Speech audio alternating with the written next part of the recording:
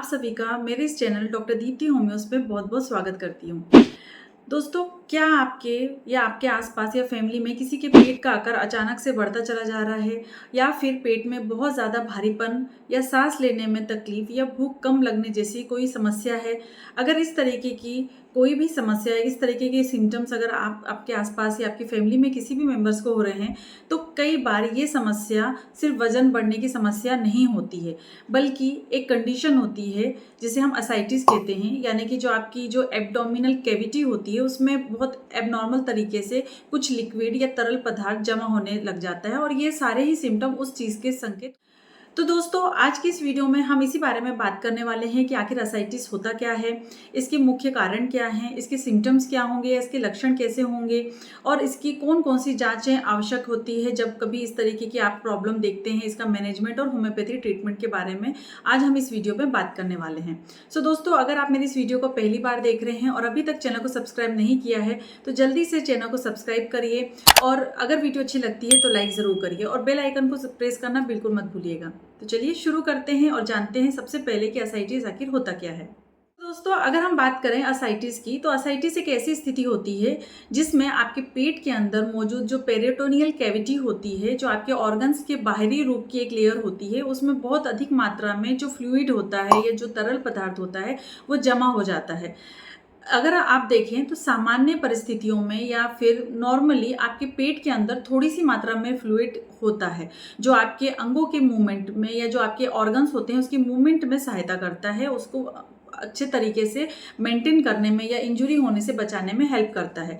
लेकिन जब यही फ्लूइड बहुत ज़्यादा अधिक मात्रा में बढ़ जाता है या फिर जमा होने लग जाता है तो आपका पेट जो है फूलने लग जाता है और इसी कंडीशन को हम असाइटिस कहते हैं। अगर असाइटिस के कारणों की बात करें तो असाइटिस के कई कारण हो सकते हैं, लेकिन उसमें मेन जो कारण होते हैं वो होते हैं लिवर डिजीज़ का होना, हार्ट डिजीज़ का होना, किडनी का होना, कैंसर डिजीज़ का होना या किसी तरीके का कोई इन्फेक्शन होना।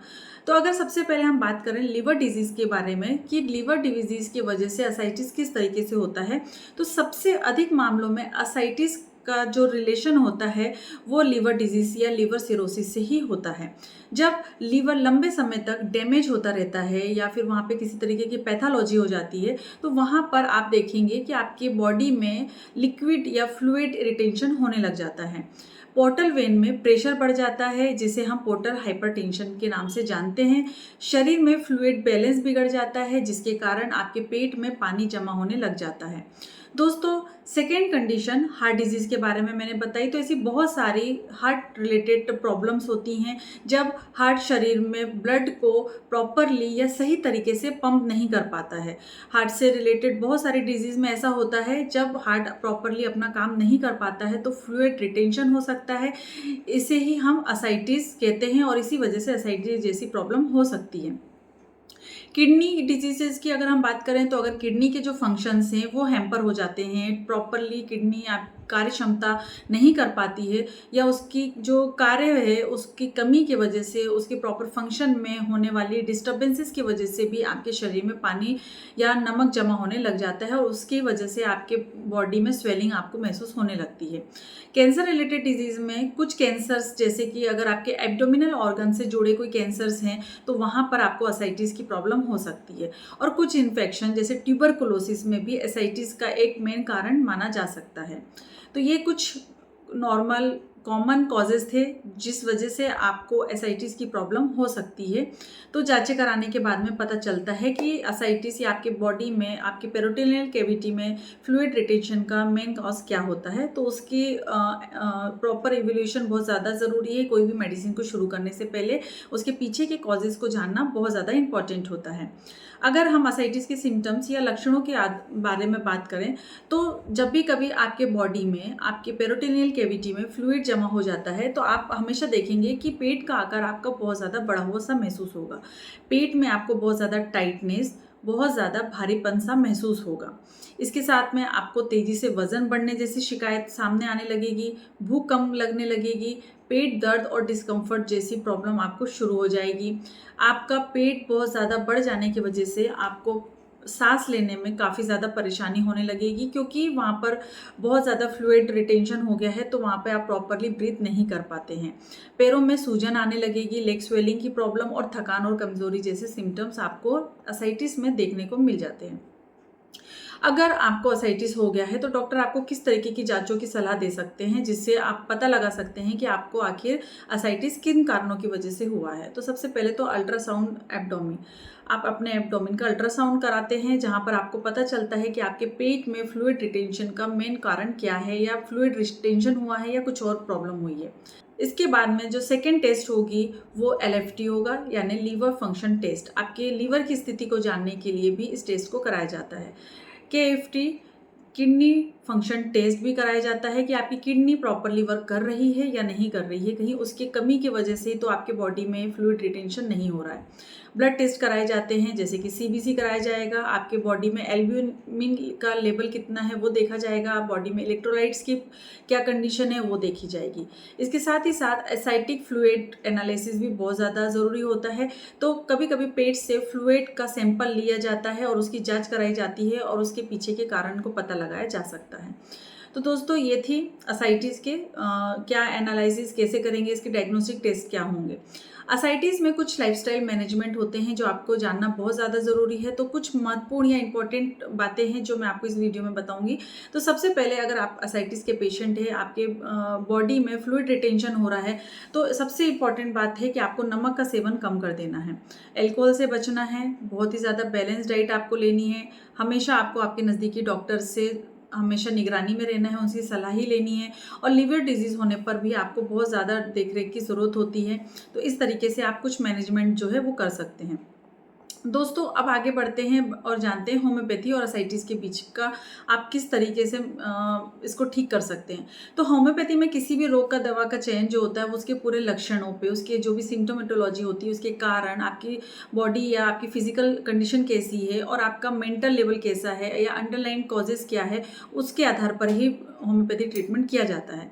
तो सबसे पहले होम्योपैथी मेडिसिन के बारे में अगर हम बात करें तो एपिस मेलिस्फिका 30 पावर में वहाँ पे मेडिसिन दी जा सकती है। जब भी कभी शरीर में वाटर रिटेंशन हो रहा है, आपकी बॉडी की टेंडेंसी ऐसी है कि आपकी बॉडी में रिटेंशन बहुत ज़्यादा होता है, स्वेलिंग और फ्लूइड एक्यूमुलेशन होने जैसे सिम्टम्स में इस मेडिसिन को कंसीडर किया जा सकता है। एसाइटिस के केसेस में टॉप की जो होम्योपैथी मेडिसिन है वो एपोसाइनम कैनाबिनम। ये होम्योपैथी मेडिसिन फ्लूइड रिटेंशन और ड्रॉप्सिकल कंडीशन में बहुत ज़्यादा इंपॉर्टेंट उपयोगी मानी जाती है। तो एसाइटिस के पेशेंट में हमेशा ये मेडिसिन को कंसीडर किया जाना चाहिए। 30 पावर में हमें देना होता है, 2 बूंद डायरेक्ट टंग में दिन में 3 बार दी जा सकती है।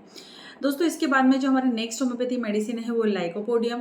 सो दोस्तों अगर लीवर या फिर डाइजेस्टिव सिस्टम में से रिलेटेड कोई भी कंप्लेंट है और उसके साथ में अगर आपको ब्लॉटिंग या एब्डोमिनल सिम्टम्स होते हैं तो वहाँ पर हम लाइकोपोडियम मेडिसिन को कंसीडर कर सकते हैं। दोस्तों एक बहुत ही रेयर होम्योपैथी मेडिसिन है जिसका उपयोग असाइटिस में किया जाना चाहिए। अगर जो भी मैंने ऊपर बताई हुई मेडिसिन से आपको रिलीफ नहीं मिल रहा है तो वहाँ पर एक रेयर होम्योपैथी मेडिसिन है क्वासिया अमेरा। तो ये मेडिसिन को आप यूज़ कर सकते हैं। ये होम्योपैथी मेडिसिन जो है प्लांट किंगडम की मेडिसिन है और इसको आप मदर टिंचर फॉर्म में ले सकते हैं, या फिर आप 6 या 30 पावर में भी इस मेडिसिन का उपयोग कर सकते हैं। सो दोस्तों लीवर में जुड़ी कंप्लेंट्स हो या लिवर की कमज़ोरी से जुड़ी हुई या डाइजेस्टिव सिस्टम से रिलेटेड कंप्लेंट की वजह से पेट में अगर भारीपन है या फुलनेस के सेंसेशन आते हैं, भूख की कमी हो जाती है, भूख बिल्कुल नहीं लगती है, इनडाइजेशन जैसी सिचुएशन है और गैस्ट्रिक वीकनेस रहता है और लीवर फंक्शन से जुड़े सिम्टम्स के होने वाले कारणों की वजह से या फिर एब्डोमिनल डिस्कम्फर्ट की वजह से होने वाली प्रॉब्लम या असाइटिस में फ्लूइड रिटेंशन में इस मेडिसिन को उपयोग किया जा सकता है। तो ये विशेष रूप से डाइजेस्टिव सिस्टम से जुड़ी हुई कंप्लेंट्स में इस मेडिसिन को कंसीडर किया जाना चाहिए। तो इसकी अगर आप 60 या 30 पावर में आप इस मेडिसिन को शुरुआत करना चाहिए। इसकी 2 बूंद डायरेक्ट में आप दिन में 2 से 3 बार ले सकते हैं। लास्ट में हम एक टिश्यू सॉल्ट के बारे में बात करेंगे जिसका नाम है नेट्रोम्यूरिटिकम, जो कि आप 6x पावर में ले सकते हैं। ये टेबलेट फॉर्म में आती है और ये बहुत ही ज़्यादा इंपॉर्टेंट फेमस रेमेडी है जब आपको फ्लूइड रिटेंशन है और एसाइटिस जैसे कंडीशन में जब भी आप पहुँचते हैं तो आप इस मेडिसिन को ले सकते हैं। किस तरीके के लक्षण होंगे तो शरीर में फ्लूइड जो है बहुत ज़्यादा डिस्टर्बेंस होगा या फ्लूइड डिस्टर्बेंस डिस्टर्बेंसेस की अगर आपको टेंडेंसी रहती है, कमज़ोरी और थकान बनी रहती है, डाइजेस्टिव कंप्लेंट्स के साथ साथ ब्लॉटिंग की प्रॉब्लम रहती है, लीवर से जुड़ी हुई कंप्लेंट्स या लीवर रिलेटेड सिम्टम्स में जनरल वीकनेस के साथ में अगर होने वाली प्रॉब्लम्स है तो वहाँ पर इस मेडिसिन को लिया जाता है। साथ ही साथ ड्राइनेस या वाटर मेटाबॉलिज्म से जुड़े हुए कोई भी कॉन्स्टिट्यूशनल सिम्टम्स में इस मेडिसिन को उपयोग किया जाता है। ये होम्योपैथी मेडिसिन आपके बायोकेमिक सिस्टम में नेट्रोम्योर का उपयोग टिश्यू सॉल्ट के रूप में किया जाता है। तो इसकी 6 टैबलेट दिन में 2 से 3 बार लेने की सलाह पेशेंट को दी जाती है। कभी भी किसी भी तरीके के ट्रीटमेंट को शुरू करने से पहले मैंने जैसे कि पहले ही बताया, अंडरलाइनिंग कॉजेज़ या कंडीशन आपको जानना बहुत ज़्यादा ज़रूरी है। कहीं आपको liver cirrhosis, portal hypertension, heart failure, kidney failure या किसी तरीके का इन्फेक्शन या मैलिग्नेंसी तो नहीं है, और उसके आधार पर ही आपको उचित मेडिसिन का उपयोग करना चाहिए। सो दोस्तों, ये थी आज की वीडियो असाइटिस के बारे में, उसके कॉजेज़, सिम्टम्स और उसकी होम्योपैथी मेडिसिन के बारे में। अगर ये वीडियो इन्फॉर्मेटिव है और आप सभी को पसंद आई है तो इस वीडियो को लाइक करिए, चैनल को सब्सक्राइब करिए और अपने उन दोस्तों के साथ शेयर करिए या आपके फैमिली मेम्बर्स के साथ शेयर करिए जिनको ये वीडियो हेल्पफुल हो सकती है। इसके बाद मिलेंगे हम नेक्स्ट वीडियो में, तब तक के लिए बाय बाय। अपना ध्यान रखिए, खुश रहें, धन्यवाद।